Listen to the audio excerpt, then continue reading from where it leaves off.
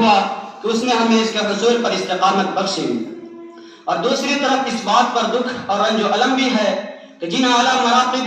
حوصلہ افراد گوہر و مردم شناس اساتذہ کرام نے ہمیں تراش تراش کر اس قابل بنایا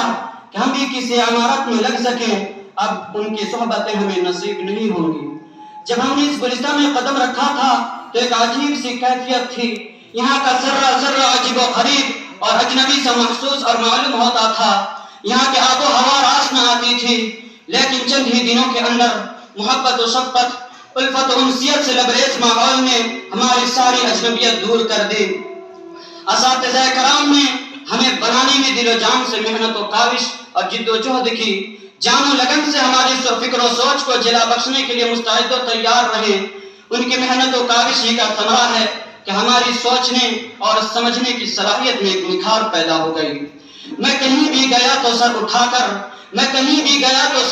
کر کہ انہوں نے مجھے اتنا اعتماد دیا تھا، جو برکھا پسینے کو میں پورا بھی اترا کہ انہوں نے مجھے ایسا معیار دیا تھا، شور کیا بیدار انہوں نے خوابوں میں خیالوں میں کہ وہ چمک ہماری نگاہوں میں، بلندی کا خیالوں میں کوئی مشکل گھڑی جو ہم پر پڑی ہمارے رہبروں نے ہمیں سہارا دیا۔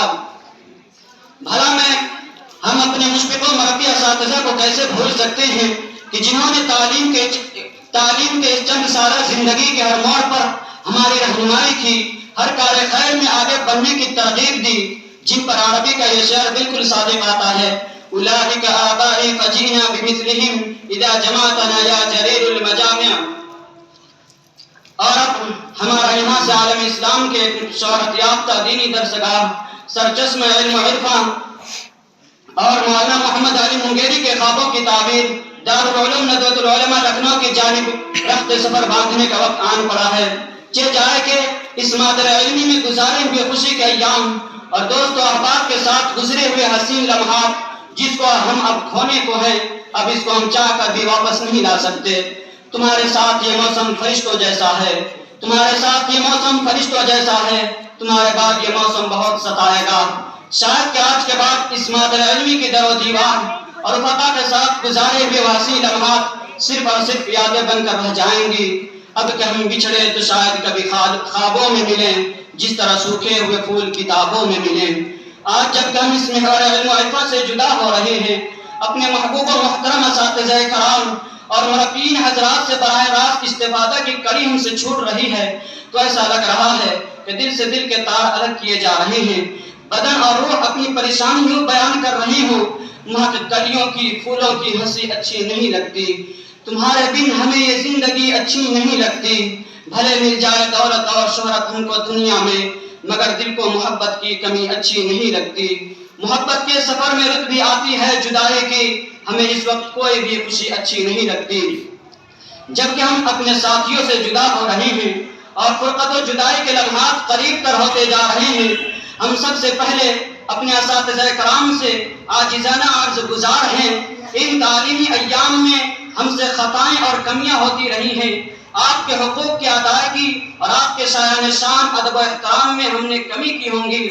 ہم آپ سے انتہائی عاجزانہ اور مؤدبانہ گزارش کرتے ہیں کہ خدا را ہمارا دانستہ اور غیر دانستہ خطاؤں سے درگزر فرمائیں، کیونکہ آپ ہی کی خوشی و دعا ہمارے مستقبل کی کامیابی و کامرانی کی ضامن ہے، اور آپ کی ادنا سی ادنا ناراضگی ہماری پوری جد و جہد، گراں قدر صلاحیت، عزائم و حوصلہ اور مستقبل کو برباد کرنے کے لیے کافی ہو سکتی ہے۔ اس لیے آپ سے دستہ بدستہ معافی کی خواستگار ہیں اور امید کرتے ہیں کہ آپ ہمیں ہماری کوتاہیوں اور بے ادبیت کو معاف فرما کر اپنی دعا میں یاد رکھیں گے۔ اسی طرح ہم اپنے ساتھیوں سے بھی تہ دل سے معافی کے طلبگار ہیں کہ اس مدت میں جو اونچ نیچ ہم خطا کاروں سے ہوئی ہو، بڑے بھائی کی حیثیت سے اس خطا کو دل کی صفائی کے ساتھ معاف کر دیجیے گا، تاکہ مقصد حصول علم کے لیے ہم کسی طرح کے رکاوٹ کا شکار نہ ہوں۔ اور اسی طرح ہم انتظامیہ، کمیٹی اور گاؤں والوں کے شکر گزار ہیں کہ انہوں نے ہر خوشی میں ہمارا ساتھ دیا، ہم ان سے بھی معافی کے طلبگار ہیں۔ یقیناً ہم سے آپ کو تکلیفیں ہوئی ہوں گی، خدا را ہمیں معاف کر دیجیے گا۔ خیر، اب وقت بھی ہمیں الوداع کہنے پر مجبور کیے جا رہا ہے۔ اب میں آخر میں آپ حضرات سے رخصت ہوا چاہتا ہوں اس شعر کے ساتھ یہ چمن یوں ہی رہے گا اور ہزاروں بلبلیں، یہ چمن یوں ہی رہے گا اور ہزاروں بلبلیں اپنی اپنی بولیاں سب بول کر اڑ جائیں گے۔